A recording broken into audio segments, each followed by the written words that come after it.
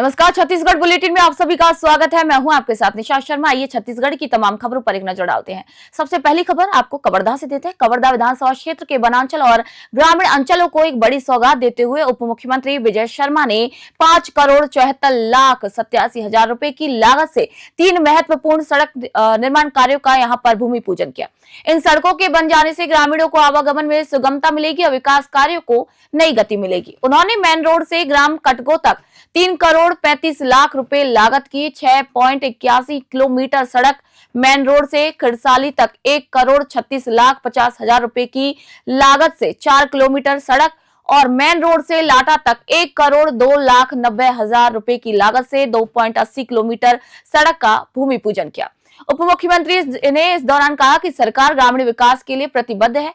ग्राम कटगो में प्रधानमंत्री आवास योजना के 263 आवास स्वीकृत होकर निर्माणाधीन है। उन्होंने बताया कि 1 जनवरी को भौरमदेव कॉरिडोर का भूमि पूजन होगा, जिससे पर्यटन, रोजगार और जिले की पहचान को एक नए आयाम मिलेंगे। कवर्धा से ब्यूरो रिपोर्ट आप देख रहे हैं।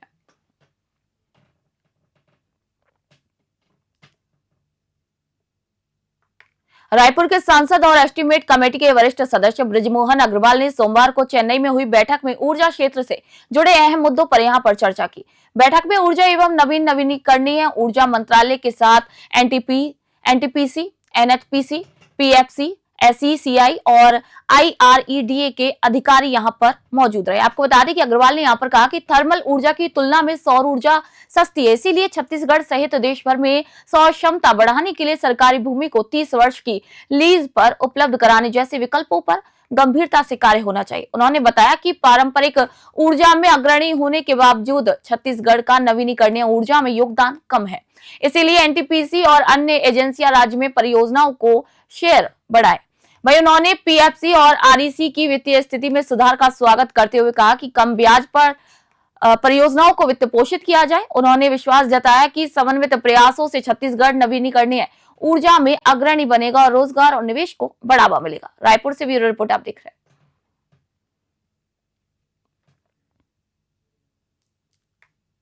रायपुर में आगामी नववर्ष को देखते हुए सुरक्षा व्यवस्था सुदृढ़ करने और अपराधों पर अंकुश लगाने के उद्देश्य से रायपुर पुलिस ने देर रात व्यापक कार्रवाई की। पुलिस उप महानिरीक्षक और वरिष्ठ पुलिस अधीक्षक डॉक्टर लाल उमेद सिंह के निर्देश पर anti crime and cyber unit की 25 सदस्यीय टीम ने शहर के अलग अलग इलाकों में पैदल पेट्रोलिंग कर आकस्मिक चेकिंग की। कार्रवाई के दौरान कोतवाली क्षेत्र के गांधी नगर से फरार शीटर रवि साहू को 94 पौवा अंग्रेजी शराब के साथ यहां पर गिरफ्तार किया गया। वही आरोपी के खिलाफ आबकारी एक्ट सहित अन्य प्रकरणों में भी कार्रवाई जारी है। इसी तरह तेलीबांधा क्षेत्र के देवारपारा से विशाल यादव उर्फ गंगा और सूरज यादव को गिरफ्तार कर 128 पौवा शराब और नकदी यहां पर जब्त की गई है। मौधापारा में रजबंदा मैदान के पास फिरोज खान ने बियर और अंग्रेजी शराब सहित नकदी बरामद हुई है। वहीं पुलिस का कहना है कि त्योहारों के दौरान अवैध शराब की बिक्री, फरार अपराधी और असामाजिक तत्वों पर कड़ी निगरानी जारी रहेगी। रायपुर से ब्यूरो रिपोर्ट आप देख रहे हैं।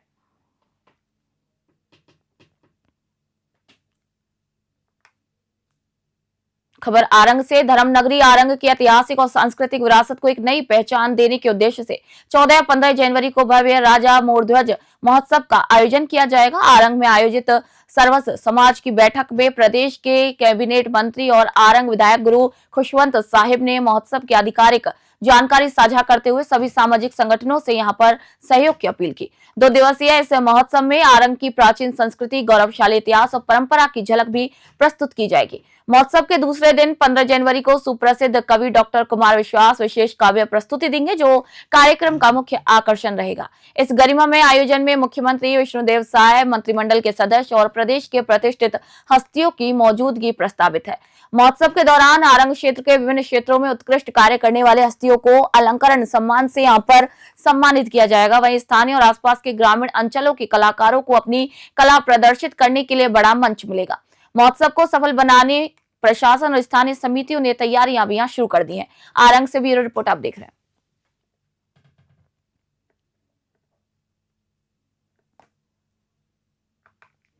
कुशाभाऊ ठाकरे पत्रकारिता विश्वविद्यालय परिसर स्थित प्रतिमा स्थल पर संगठन, शिल्पी और सादगी की प्रतिमूर्ति श्रद्धेय कुशाभाऊ ठाकरे जी की 22वीं पुण्यतिथि पर यहां श्रद्धांजलि सभा का आयोजन किया गया।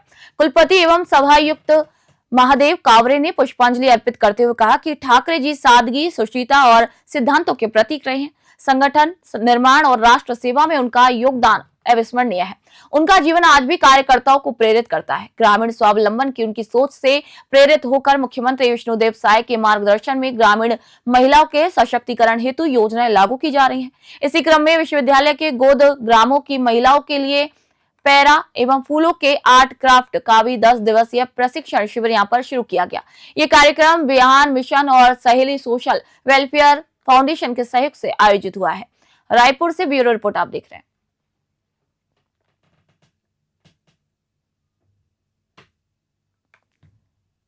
रायपुर में कलेक्टर परिसर में युवा कांग्रेस नेता आकाश शर्मा और सुबोध हरितवाल के नेतृत्व में कांग्रेस कार्यकर्ताओं ने धरना दिया। प्रदर्शनकारियों ने आरोप लगाया कि राशन कार्डों से बड़ी संख्या में नाम काटे जाने के कारण गरीब और जरूरतमंद परिवारों को समय पर राशन नहीं मिल रहा है, जिससे आम लोगों को गंभीर परेशानी झेलनी पड़ रही है। वार्डवासियों के साथ बैठे कांग्रेस नेताओं ने जिला प्रशासन से तुरंत व्यवस्था दुरुस्त करने की यहाँ पर मांग की है। वही नेताओं ने चेतावनी दी कि यदि इस 10 दिनों के भीतर शिकायतों का समाधान नहीं होता तो पार्टी आंदोलन को और भी उग्र रूप देगी। उनका कहना था कि जनहित के मुद्दों पर कांग्रेस हर समय आगे रहेगी। उन्होंने मौजूदा सरकार पर निशाना साधते हुए कहा कि घोषणाएं तो बहुत की जा रही हैं, लेकिन जमीनी स्तर पर राहत नजर नहीं आ रही।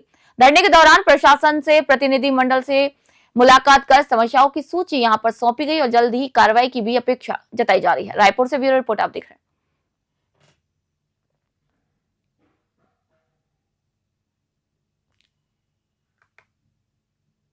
खबर जगदलपुर से क्रिसमस ट्रॉफी 2025 नॉकआउट फुटबॉल प्रतियोगिता में आज बस्तर जिला कांग्रेस कमेटी शहर अध्यक्ष सुशील मौर्य बतौर मुख्य अतिथि शामिल हुए। उन्होंने मैदान में पहुंचकर खिलाड़ियों से परिचय प्राप्त किया और निष्पक्ष खेल भावना के साथ प्रतियोगिता में हिस्सा लेने के लिए यहां प्रेरित किया। मौर्य ने कहा कि ऐसे आयोजन युवाओं को अनुशासन, टीम वर्क और फिटनेस के महत्व से जोड़ते हैं और खेलों के माध्यम से समाज में सकारात्मक ऊर्जा का भी संचार होता है। कार्यक्रम का औपचारिक शुभारंभ उन्होंने फुटबॉल को किक ऑफ कर दिया। वहीं इस दौरान एम वेंकट राम, पार्षद सूर्य पानी, सलीम, जाफर अली, उस्मान रजा सहित आयोजन समिति के अन्य सदस्य यहां पर मौजूद रहे। आयोजकों ने यहां पर कहा कि नॉकआउट प्रारूप में हो रही प्रतियोगिता का उद्देश्य जिले के उभरते खिलाड़ियों को एक मंच देना और खेल प्रतिभाओं को प्रोत्साहित करना है।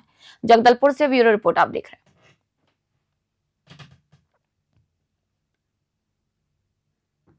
रायपुर में आगामी नववर्ष के मद्देनजर रायपुर पुलिस उप महानिरीक्षक और एएसपी डॉक्टर लाल उम्मेद सिंह ने शहर के hotel, restaurant, cafe, dhaba, farm house और बार संचालकों की यहां बैठक ली। उन्होंने कार्यक्रम आयोजन से पहले अनिवार्य अनुमति लेने, कार्यक्रम का विवरण देने और सभी संस्थानों में सीसीटीवी लगाने के आदेश दिए हैं। नववर्ष के दौरान डीजे पूरी तरीके से प्रतिबंधित रहेगा और रात 10 बजे के बाद साउंड सिस्टम नहीं बजाया जाएगा। बिना लाइसेंस शराब परोसने वालों पर आबकारी एक्ट के तहत कार्रवाई की जाएगी। सार्वजनिक स्थानों या वाहनों में शराब सेवन कराने पर भी कार्रवाई करने के निर्देश दिए गए। सभी संस्थानों को पार्किंग व्यवस्था दुरुस्त रखने, सुरक्षा गार्ड तैनात करने और क्षमता से अधिक पास जारी नहीं करने के लिए कहा गया। आउटर क्षेत्र के बार, ढाबे रात 12 से 12:30 बजे तक बंद रहेंगे। वही रायपुर पुलिस ने मुख्य मार्गों पर चेकिंग पॉइंट लगाकर शराब पीकर वाहन चलाने वालों पर भी कड़ी कार्रवाई करने की यहाँ पर चेतावनी दी है। रायपुर से ब्यूरो रिपोर्ट आप देख रहे हैं।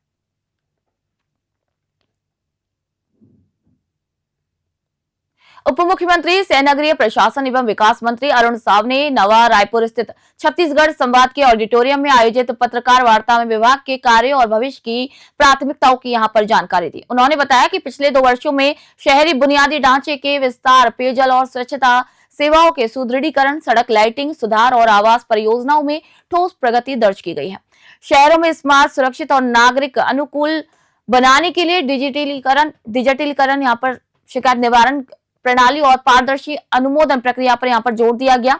आगामी अवधि के लिए इंटीग्रेटेड टाउनशिप, हरित अभियान, कचरा प्रबंधन और जल संरक्षण को यहाँ पर प्राथमिकता में रखा जाएगा ताकि शहरी क्षेत्रों में जीवन स्तर बेहतर हो सके और रोजगार के अवसर बढ़ सके। वार्ता में नगरीय प्रशासन विभाग के सचिव डॉक्टर वसवराजू एस, सुधा के सीईओ शशांक पांडे, अतिरिक्त सीईओ दुष्यंत कुमार रायस्त और अपर संचालक पुलक भट्टाचार्य यहाँ पर मौजूद रहे। अरुण साहब ने यहाँ पर कहा कि सरकार जन भागीदारी के साथ योजनाओं को धरातल पर उतारेगी और समयबद्ध परिणाम भी सुनिश्चित करेगी। रायपुर से ब्यूरो रिपोर्ट आप देख रहे हैं।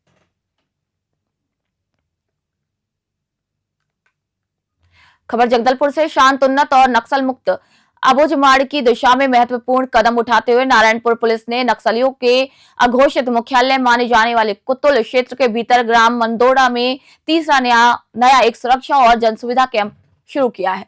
माड़ बचाव अभियान के तहत थाना कोहका मेटा में क्षेत्र के अंतर्गत बनाए गए इस कैंप में पुलिस, डीआरजी और आईटीबीपी की संयुक्त मौजूदगी रहेगी। इसका उद्देश्य नक्सल विरोधी अभियानों को मजबूती देना, इसके साथ ही सड़क, पुल, पुलिया सहित जन कल्याणकारी योजनाओं को अंदरूनी गांव तक सुरक्षित ढंग से यहां पर पहुंचाना है। मंदोड़ा में 28 दिसंबर 2025 को स्थापित कैंप से आसपास के गांव कुमनार, बोयर, कुमम, गोंडेकोट और मंदोड़ा में सड़क, शिक्षा, स्वास्थ्य, मोबाइल नेटवर्क और अन्य मूलभूत सुविधाओं के तेजी से विस्तार की यहां पर उम्मीद बढ़ गई है। ग्रामीणों में सुरक्षा और भरोसे का माहौल बना है। नारायणपुर पुलिस ने वर्ष 2025 में कई अंदरूनी इलाकों में कैंप खोलकर नक्सल प्रभाव घटाने और विकास की राह प्रशस्त करने की पहल को तेज कर दिया। जगदलपुर से ब्यूरो रिपोर्ट आप देख रहे हैं।